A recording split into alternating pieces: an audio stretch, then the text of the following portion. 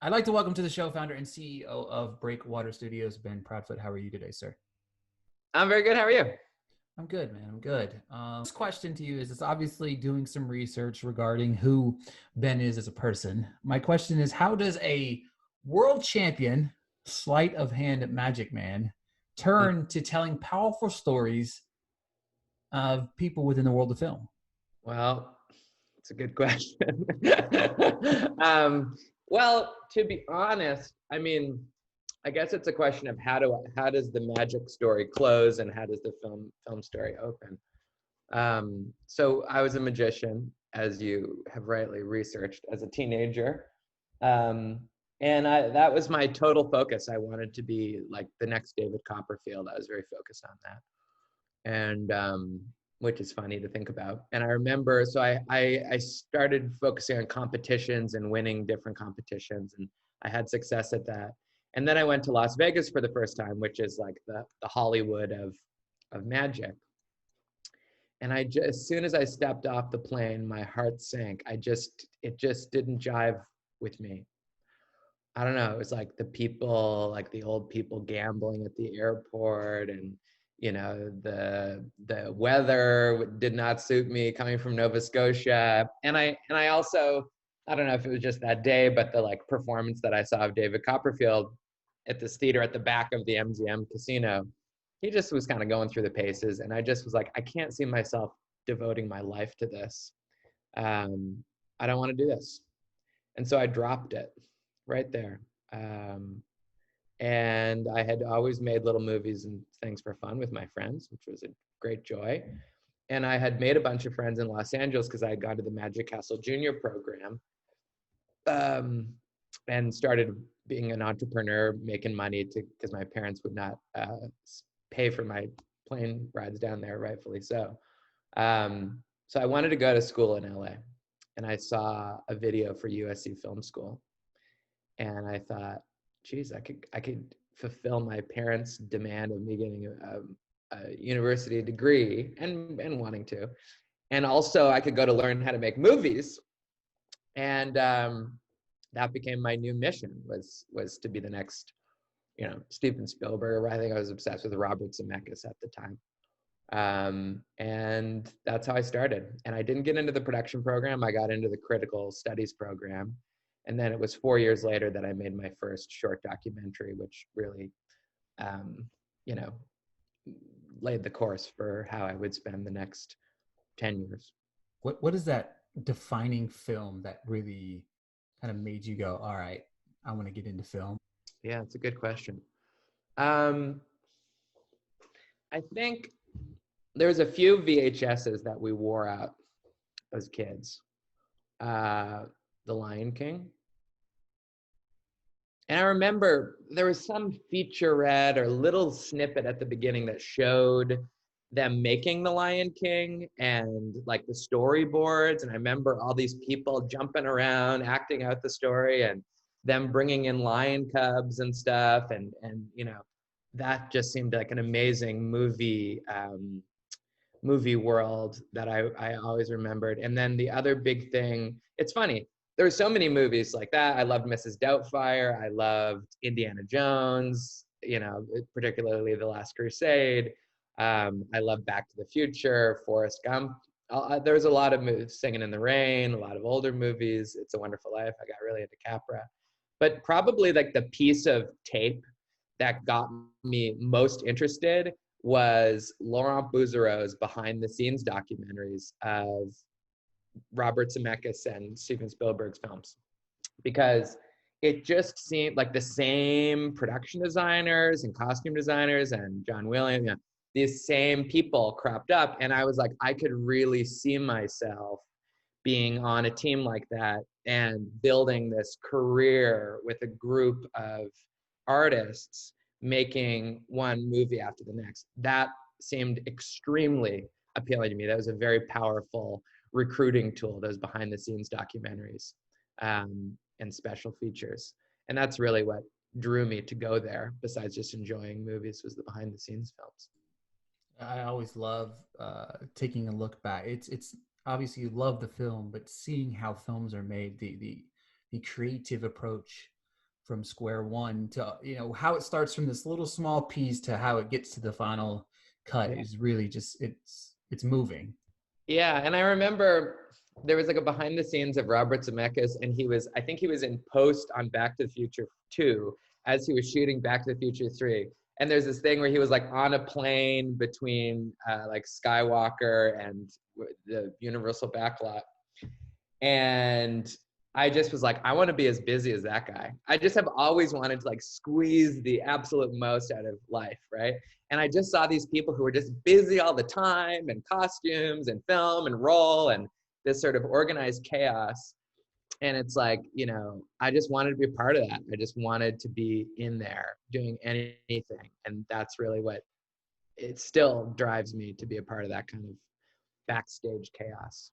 To debut at Sundance, how did it feel to kind of get that call? Oh, I mean, to be totally honest, I mean, obviously it was a huge thrill.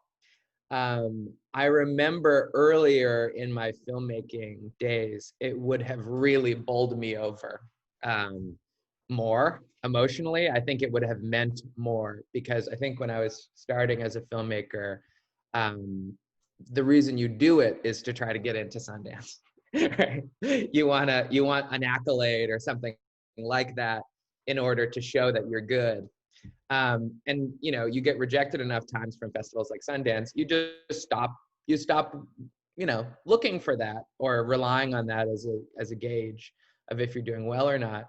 So to me, it was more of it was a fantastic nod to a film we had worked really hard on, but it didn't touch me in that kind of like deep way that I think it would have as a young filmmaker. We're just honored to be a part of it. And I think that's sort of the funny part of life, right? Is like when you finally get that amazing accolade, you have found that okayness and that sort of self-satisfaction in other places. But we were deeply honored. And we're just so excited to be a part of it. I mean, it's such an amazing and unique and one of a kind festival and market, and Kris and I were thrilled. But Concerto is a conversation is about a jazz pianist and a film composer who tracks his family's lineage through his 91-year-old grandfather from Jim Crow, Florida to the Walt Disney Concert Hall. What inspired you to tell this story? Yeah. Well, the story, I guess. As a documentary filmmaker, it's the story that inspires you. And so this started as a film that I was just directing myself. And we're working with the Los Angeles Philharmonic to make a film about, like, an artist forward film about somebody who's doing something within their world of things. And Kris and I are friends.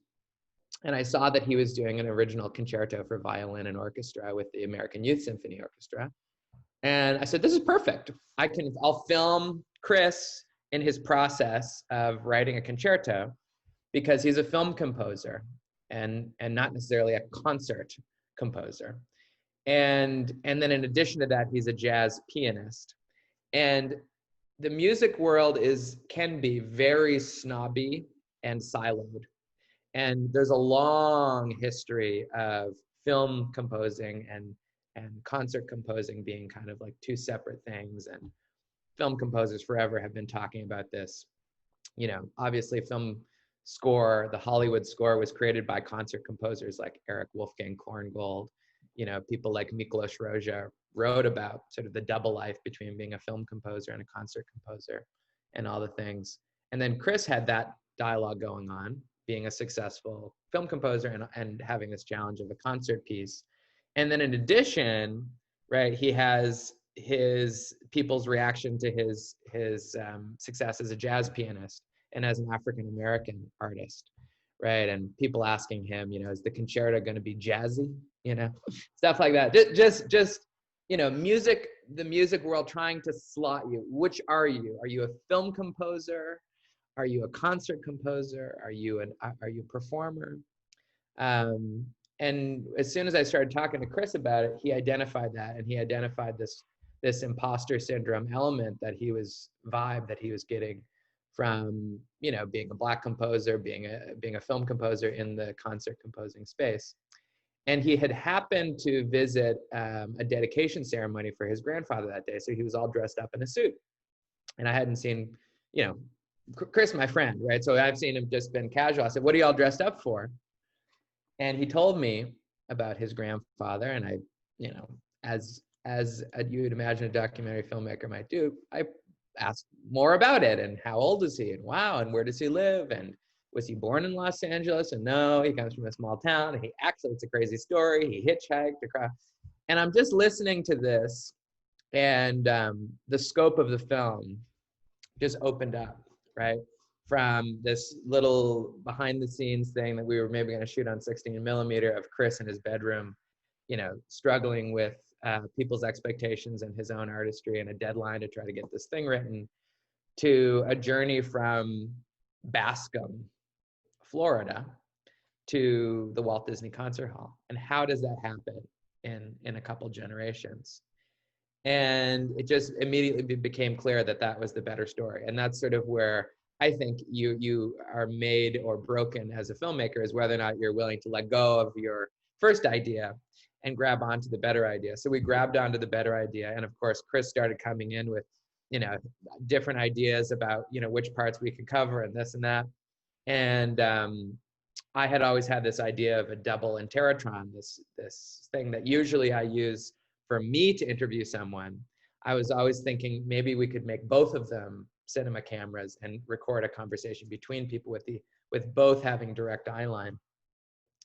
And then it sort of was like, oh, well, what if Kris interviewed his grandfather about this? And then it became a collaboration, because Kris, normally that would be one of my major contributions to the filmmaking, is conducting the interview. And so I needed Kris's help to do that. And we became co-directors of the project. And then when he agreed to write the music, it just really became a very, you're watching the movie, you're watching Kris's face, you're listening to him interview his grandparent. You're hearing his music that he wrote in the concerto or for the film, and then I did a lot of heavy lifting on the editorial and on directing the cinematography. And it just became this beautiful conversation between Kris and I to make the film. When I was watching it, I had to rewind it a few times because you get lost in that score, right? It's so beautiful. It's got it sways perfectly within the storytelling. It's not overbearing over the top of the story. But for me, I feel like one of the most important pieces of the story, you're telling a story of a film composer. At the same time, you're trying to bring this nice score to it. Like, was it hard to kind of edit that together?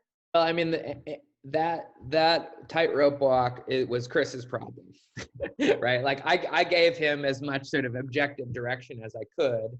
And I encouraged him not to think about it as him, that he was scoring his career, but to try to separate himself and think about it as characters, right? But that's Kris's genius as a composer, to evoke emotion without making the music noticeable. But at times, right, if you pay close attention, it's questionable whether the music you're hearing is diegetic or non-diegetic. You'll be hearing score, and then suddenly his hand will reach out and touch the piano, and oh, actually, this is in the room, or different occasions like that where the music kind of came in and out. And this is something that I really love doing, is for the music, almost like an opera, to be really an entrenched part of the timing and pacing of the thing. A lot of people don't like that. I get emails all the time from people saying, it's a wonderful film, but the music's way too much. It's too overbearing. I remember I went to a film festival in Sheffield, and people were so angry with how big the music was. And so people kind of either like it or hate it. But I actually think that Kris was able to thread the needle, not only as a film composer, but as someone scoring himself, which is, I can't even imagine. I mean, it's like making a film by yourself. Be very difficult to do, but I think he nailed it. Outlook on the film world right now is somewhat grim, whether it's movie theaters or whether how we're going to make films as a collective whole, with a lot of different circumstances in place. what would you say to aspiring filmmakers across the world right now? I actually don't think that the outlook on filmmaking is grim. I think the outlook on the industry as we know it may be grim. But it will change. I mean, I don't think we're not seeing people being like, oh, I don't want to watch a movie, right? Or I don't like movies, right? We're not hearing that. What we're hearing is, people's appetite for how they want to consume the films, where they want to consume them, when, and in what quantity is changing. And it's actually aligning more to what people want, right? Rather than what is good for the industry or what makes the most money. And the industry is big and slow and built in a certain way. And as people's taste changes and things like the internet and the pandemic rapidly accelerate some of those changes, the industry starts freaking out. But, look at the music industry, right? A lot has changed there financially and industry-wise, but people's appetite for good music has not diminished. And the same is true of filmmaking. I don't think people's appetite for filmmaking has or will diminish. I think the question is, how open are you to capitalize on what's available to you as a filmmaker, rather than being really tied to the old way of doing things for romantic reasons. Like, sure, I appreciate as much as anyone how amazing it is to have a packed theater and show your movie to a packed theater. But am I going to withhold the stories that I want to tell because it needs to be in that environment? No, I'm not. And really, like as a short documentary filmmaker, right, which is really bad, right? Talk about not being able to make money, right? As a short documentary filmmaker, I look at a film I made last year, partnered with the New York Times in a series we do called Almost Famous, and we made a film about Kim Hill, who is the original vocalist in the Black Eyed Peas, and her story of leaving the Black Eyed Peas right before they blew up when Fergie joined. And, it has 5 million or so views on YouTube, 15,000 comments, and just amazing engagement from people. Smart comments, deep comment. They watch the whole thing and they have something to say. And I would challenge feature documentarians who have their movie on Netflix to show me as much engagement, right? 5 million people watching it. 15,000 people who are stepping out and giving their commentary. And so the only problem is, Netflix pays a lot of money for their films, and, New York Times is not in that business. So I have to figure out a different way to pay for it. But if your goal is engagement and starting conversations and reaching as many people as possible, a theater may not be your best bet. Netflix may not be your best bet. YouTube still outpaces Netflix 6 or 7 times in terms of actual hours watched a day by human beings. So, we're in a period of extreme change and transition. And I think filmmakers need to answer the question is, would they rather their career resemble Martin Scorsese's or Steven Spielberg? Or are they willing to let go of some of those romantic notions to get at the deeper goals of reaching as many people as possible and starting conversations? Interesting the way you say that. It's kind of eye-opening, I guess you would be the word for me, because I'm very much a movie theater type of guy, right? You know what I mean? But I'm also at a point now where it's like, maybe I'm just going to make a movie theater in my basement. You know what I mean? Like, that's where we've come, and it's being okay hearing the stories not on the big screen. Yeah, is something I needed to hear. I think it's just something poetic about that. Yeah, I think there's a few things that are hard to replicate about a theater going experience. One is certainly a distraction-free environment, right? You can, if you really want to, you can turn off your phone, you can turn off the internet on a computer, and you can watch the movie distraction-free. Very few of us do that, right? The other thing that I think is a filmmaker's problem is the anticipation associated with going to a theater, right? At the end of the day, a movie is an experience, right? We are, and as filmmakers, we are delivering an experience, right? Talk to a filmmaker about the first 5 minutes and the last 5 minutes of their film. Those are the most important. Why? Because it's what gets you into the mood, and it's the thing you leave the audience with. And so when you go to a theater, you have somewhere between 20 and some, depending where you live, maybe an hour of time where you are in the mode of anticipating the movie. And if it's something that you really are anticipating, some big midnight release, maybe there's been several months where this is percolating in your mind while you eat and sleep and breathe and whatever. And so when you get there, there is to some extent, you are foaming at the mouth for this thing. And any human being on earth, what's the best thing you ever tasted? It's the thing you ate when you were extremely hungry, right? And you can never really grab that again because you're not as hungry as you were at that moment. And the same is true with watching a film. It's the filmmaker's job to make you hungry for the film, right? In the lead up. And that is the problem with YouTube, is there's no lead up. You have watched something else and now you watch, there's absolutely no anticipation whatsoever. You are just delivered, you're in the middle of it with no expectation of what it is other than the 2 seconds of seeing the title and clicking on it, or more likely some autoplay thing. So I think that's actually the biggest loss of theaters, is any kind of anticipation, which is what streamers and others are working on in marketing the release, how many days until Pixar's Soul comes out.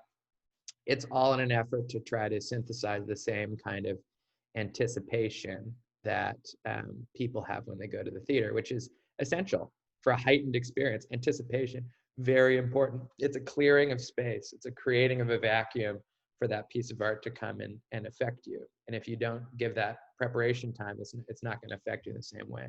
Is there any story that hasn't been told that you are intrigued in telling? That hasn't been told. I mean, there's obviously a ton. I mean, there's some that I'm working on that hasn't been told because it's something that I've created with other storytellers. But I think the thing that comes to mind, I've always wanted to do a project around the Halifax explosion, which has been told in different ways in sort of movie of the week style in Canadian TV. But I'm from Halifax, Nova Scotia. And in December 1917, at the height of the First World War, 2 ships collided in the harbor accidentally. And one of them was a French munition ship. And it started burning in this small port town. Everybody came to the window and the ship exploded with more force than any accidental explosion before or since. You can imagine that explosion in Beirut recently. It was like that, but larger. Instantaneously, a couple thousand people were killed, 10,000 people were made homeless. And it was in the middle of the winter. And it's an incredible story of one of the first instances of international relief. And I've always wanted to make a film about the experience of people picking up the pieces after that event.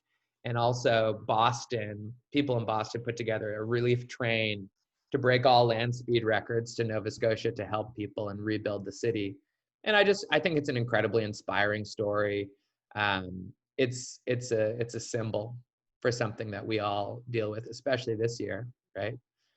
Where something catastrophic falls on our lap and we have to deal. And I would like to tell that story in my lifetime. I like it. Ben, thank you so much for your time today, my friend. It's been great talking to you today. Thanks, Ricky.